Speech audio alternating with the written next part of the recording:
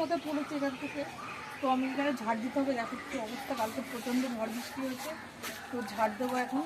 তো তোমরা সাথে থাকো, দেখো আমি কী করি। আমার খুব প্রচণ্ড কাজ আমার।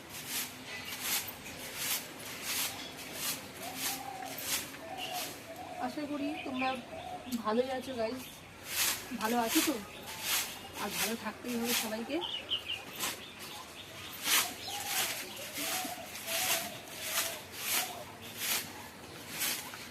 ভালো লাগছে না।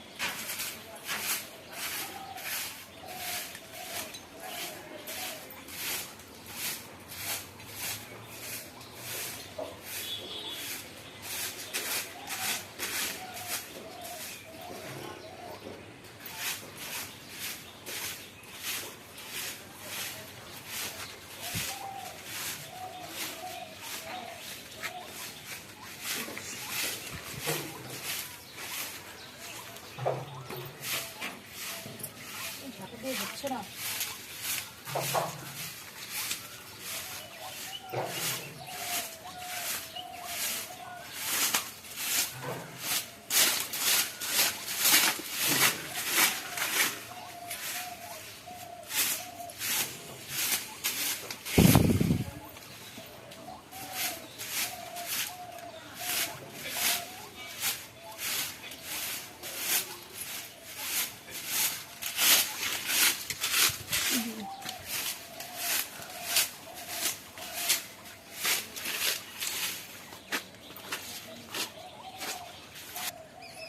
গাইস দেখো আমার জবা গাছটা কতটা বড় হয়ে গেছিলো।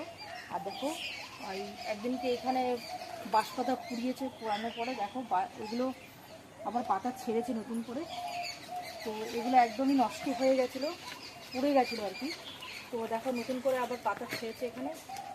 আর এই গাছটা সম্পূর্ণ আমার এখানে একটা বড় গাছ ছিল, গাছটা পড়ে গেল আমফান ঝড়ে। তো পড়ার পরে এইটা আমি এই ডালটা পুঁতেছিলাম এখানে। তো গাছ দেখো গাছটা কতটা বেড়ে গেছে। আর একটা কড়িও ধরেছে দেখো। তো এটা কালকে ফুটবে, তো দারুণ মজা, তাই না বলো? নিজের বাড়িতে যদি গাছপালা হয় তো ভালো লাগে।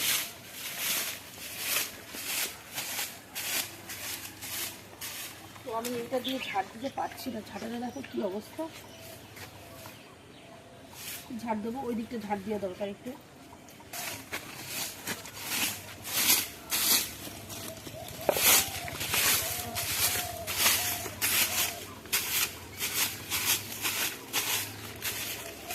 এইটুকু আমাদের জায়গা, তো এখানে প্রচণ্ড বড় বড় সাপ আছে। আর গাইস আর এখানে যোগও আছে। তো বেশিক্ষণ তোমাদের দাঁড়ালে পরে তোমাদের তো হারগিস ধরবে, তোমার নতুন লোক, আর আমি পুরনো হয়ে গেছি, তাই জন্য আমাকে মানে যোগে ধরবে না অতটা। তো বন্ধুরা আমি এদিনকে পরশু দিনকে এখানটা জঙ্গল পরিষ্কার করেছি। দেখো এখানে প্রচুর জঙ্গল ছিল।